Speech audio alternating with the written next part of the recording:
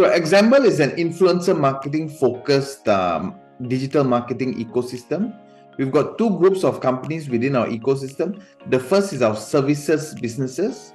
So we've got three businesses within our services grouping or group of businesses basically.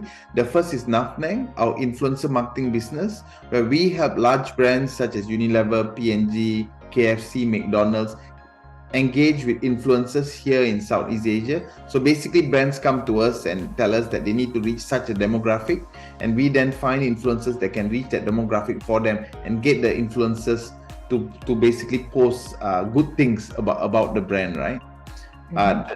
We also have a social media management business where we help manage the social media accounts for these large brands. And we also have performance marketing business that actually executes the marketing for these brands on sites such as Facebook. The second group of businesses is our platform business. We have an influencer app called Xamble Creator. What Xamble Creator does is it actually enables creators to download an app where they can basically get paid for these posts through the app, and they can also get new campaigns basically from the brands that we serve through the app. Second is Xamble Social Wallet that links the creators to their followers. So it enables the followers essentially to have a membership that they can then, a digital membership basically on their mobile phone, that they can then present to retail outlets to get discounts, and the influencers actually earn a cut of the sales from their visit to those retail outlets. Right? And the third is the Xamble Live business, which actually manages TikTok live campaigns where influencers actually sell products on platforms such as Facebook and Live. Historically, our services businesses, in particular Naftank, serves larger brands, right? And for us to scale this business to more industries or even more geographies, we realized we needed to hire a lot of people to make that happen. And so we decided to build this technology app that will enable us to scale to more industries easier, right? Through an automated, digitalized platform. Basically, the influencer app actually enables a brand to create a community of influencers. So enable a brand to engage with, for example, if they want to have a community of 20 influencers that they want to engage on all the time, we call it always on influencers, right? They can actually then engage these influencers with different activities. For example, they can organize events where the influencers actually come to.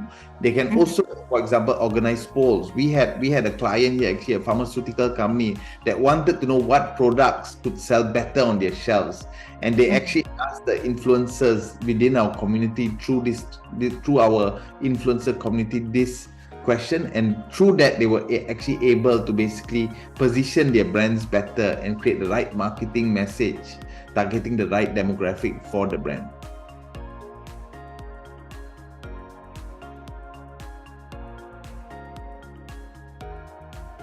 That's right. And it creates multiple connections, right? Historically, if you engage an influencer marketing agency, they will actually have to engage the influencer on a case-by-case basis. Here, they can do it on a more automated basis with a larger number of influencers as well. Some of our campaigns that we organize within a week, we can get 50 influencers that actually participate in the campaign, right? And post good things about the brand themselves. And the demographic of influencers that we're actually targeting are the nano and micro, essentially the 1,000 to 100,000 follower influencers. And these influencers actually generate better engagement than the larger influencers that have more than 1 million followers, for example, right? So it's better for a brand to actually get 10 influencers with 100,000 followers rather than one influencer with 1 million followers. Almost every sector really will need influencer marketing. We're starting to see that, for example, retail, right? We're starting to see retailers. For example, we have a client that just launched a bedding retail shop, right? And when they actually launched the shop, the best way for them to kind of promote the retail shop was actually through getting influencers to visit the shop, right? So actually, every industry out there actually would need influencer marketing. Some of the new clients that we're getting, for example, within the fintech sector, the banking sector, where we're targeting the telco segment, for example, right? To basically come in and use influencer marketing through our various platforms.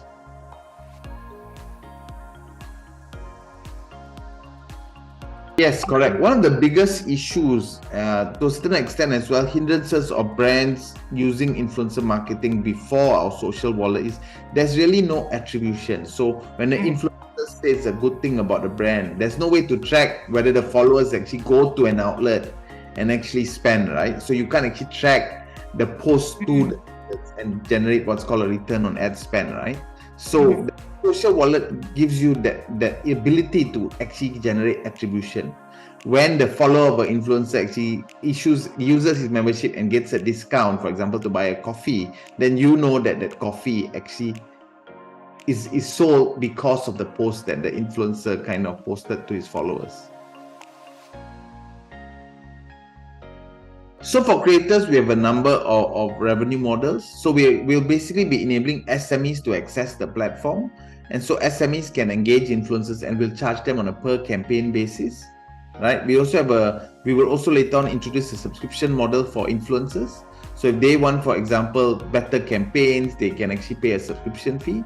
And we'll also financing for the influencer as well, right? So we right now get paid the influencer every 60 days because we get paid every 60 days from our clients. But we'll now enable the influencer, for example, if he needs cash immediately, we can pay him out immediately once he posts the campaign, or at least within a few days once he posts the campaign. And we actually then take a clip out of 5%, for example, out of that to basically get the money faster.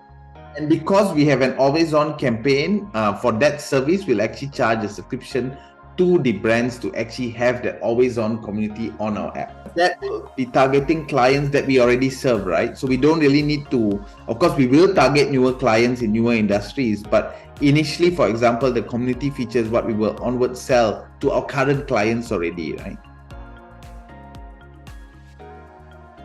I think I did mention before that a lot of the influencer marketing today is done on a case-by-case basis. It's a campaign that involves 10 influencers. The agency, so to speak, goes and engages these 10 influencers, sends them a SMS or sends them an email and says that this campaign is worth so much, would you like to participate, right? And then after that, they have to manually pay in the payments to the influencers once the post is done.